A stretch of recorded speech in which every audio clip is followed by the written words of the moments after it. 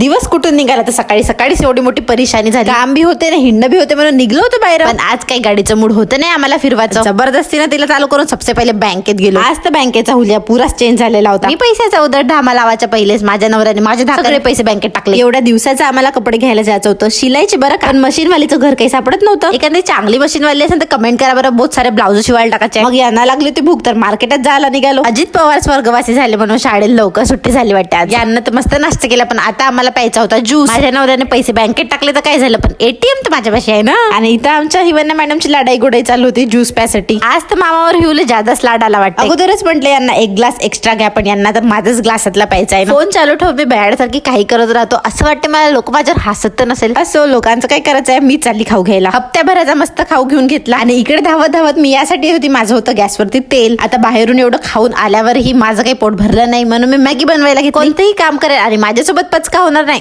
मस्त मॅगीचा बटवारा केला आणि गरमागरम एन्जॉय केला. आतापर्यंत आपल्या आयडीला फॉलो नसेल केलं तर पटापट करून घ्या. सो असा होता माझा आजचा दिवस. भेटूया उद्या. Bye bye.